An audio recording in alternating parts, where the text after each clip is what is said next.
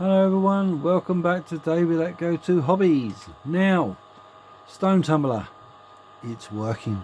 I am one happy bunny again. Sigh of relief. Right, as you can see, let me grab something to point it out with it.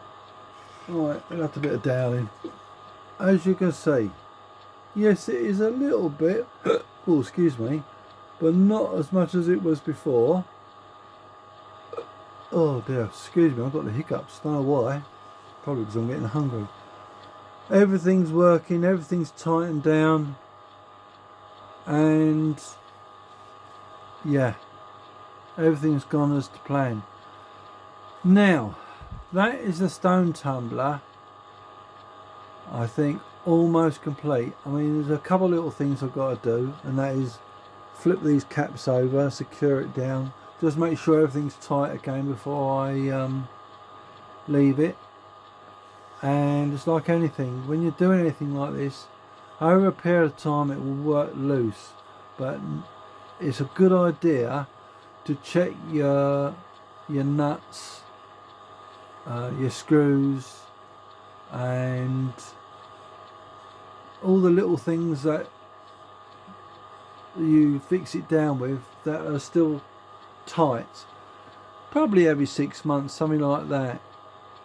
But as you can see, this stone tumbler was built from absolute nothing, and I think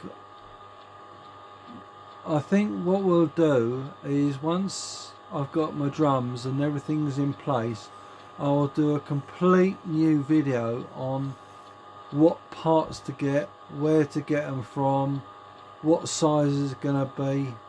So it'll be like a long video on how to do this and how to do that, what you need to buy, what you don't need to buy, the sizes of the mold I built it from, and all those questions like we always normally have, as how did he build that, what did he use, and all those sort of questions. So yeah, I'm just gonna show you a little bit more and bring it up. I know there's a few bits and pieces lying around, but I'm just trying to show you everything. So excuse me moving the camera around. As you can see, spanners are still out, I haven't put them away, but that's everything really virtually done now. And that is built from absolutely scratch, my own design. No one gave me any instructions apart from what I learnt off of YouTube. So everything you see here is my own design, and I've come up with a new design for a bearing holder, and that will work, and it's going to be a patented design. So yeah, there's a little bit of movement in here, but I'm not really worried about that. A little bit there, but overall I'm very happy. Another thing is, what we'll do, we'll retest it and see how much electricity it's using with no load like this, and that'll be another video. And then we can see what it's like, what sort of electricity it's going to use with a load. What that will tell us is how many amps it's drawing, how many watts it's using, and any safety things to take in consideration, like what is the motor rated at. It is rated at 50, I think, no sorry, this one's 25 watts. So that motor is a low powered motor. It's geared to 70 revolutions per minute, but the thing to take in consideration, yes, it's a slow spinning shaft, but because you can't really put this directly to the drum, because the drum rollers, the drum shaft, needs to be turning faster. It's because these shafts have got to turn a drum, and the drum acts as a pulley itself once it's on there. You'll see what I mean. So the way I've worked this out, it will turn at we'll turn that drum at, let me just focus up a bit further for you. Further. So let me just explain what I'm talking about a bit further. So that motor pulley on the right hand side, just here, yeah, that's turning at 70 revolutions per minute, and this shaft is turning about 140 revolutions a minute. And then we go over here to this one. There's another pulley behind there, which is the motor's driving. So this pulley, if I remember right, is turning about 300. I might be wrong without having a look at the notepad. Anyway, let's do it like we're actually doing it. So let's tell you exactly what it was, and then we can go from there. Right. So bear with. I'm just trying to find the right page for you. There's a lot of calculations involved when working all the speeds out. Right, I believe this is it. Right, so going back to where I was over here, let's just move the camera around. The motor pulley, that's turning at 70 RPM. That goes onto a little pulley down there, which is 29mm diameter. So in this shaft, so that's turning at 29. This shaft here, this pulley here is 68, right? So that is turning this pulley. So that pulley's, this one's turning at 70. This one's turning at 140.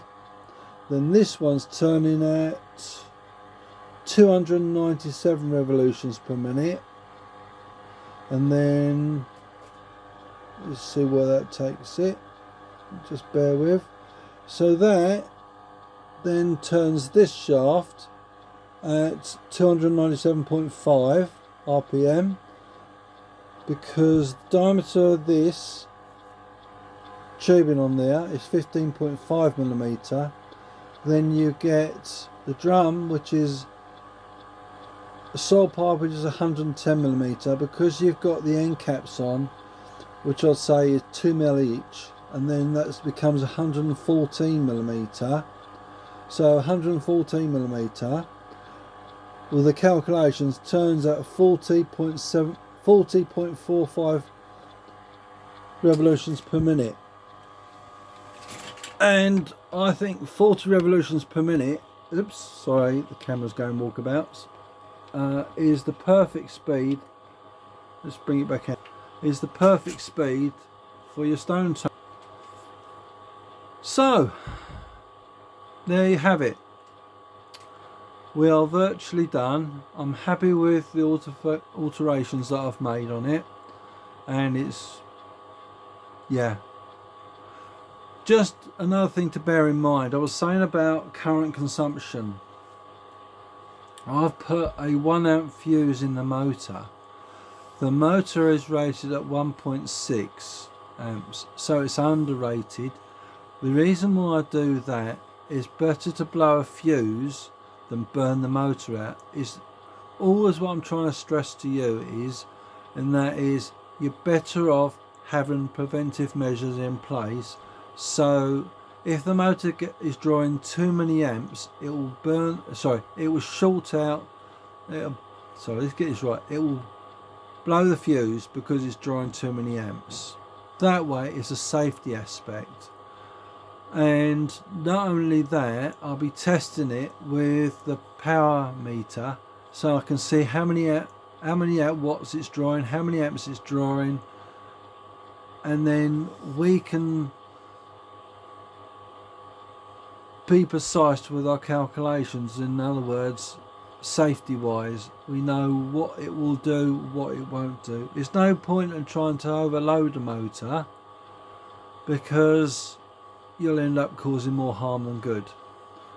Now, going back to what I was saying in a previous video, this little motor, because it's geared to 40:1, it will actually, the torque on this little motor with a gearbox is about, it could pull up on a belt, on a pulley, 25 kilograms.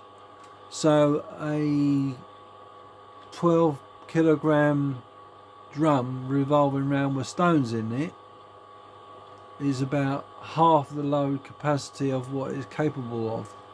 I wouldn't like to put more than 12 kilos on there, and that's including the water, because you don't want to end up shortening the motor's life. Because if you're overworking a motor, you're just going to either make it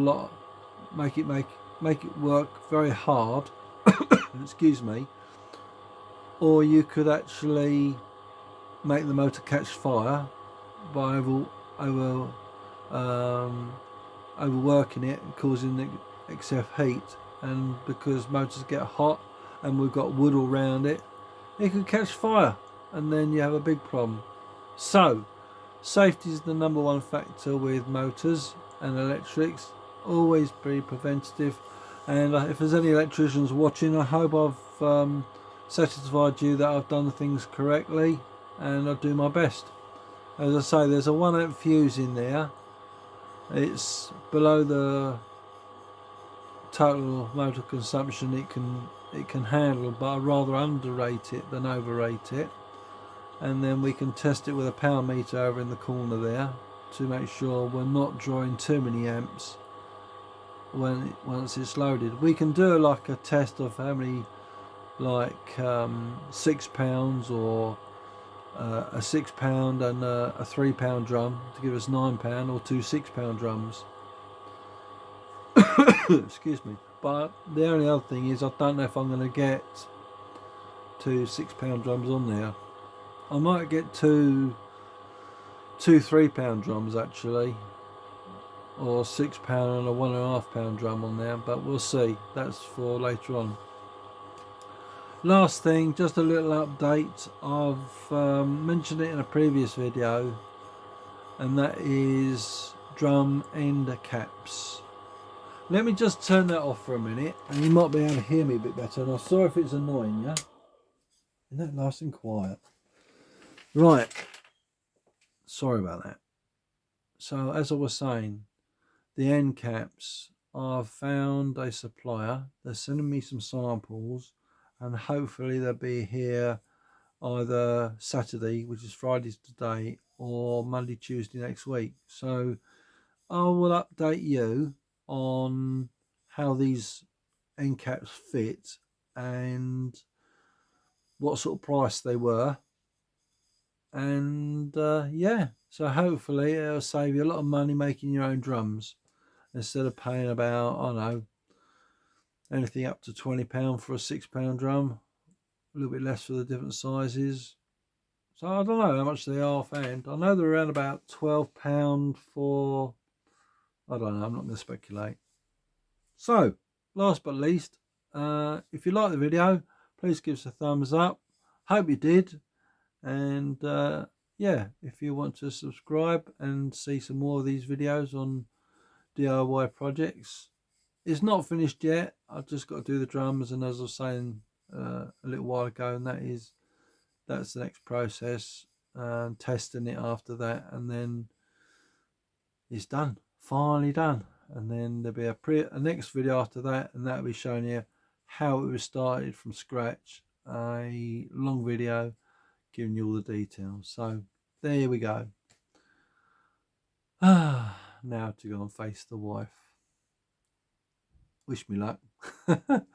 See you in the next video. Bye for now, and thank you very much for visiting David at Go To Hobbies. Bye bye.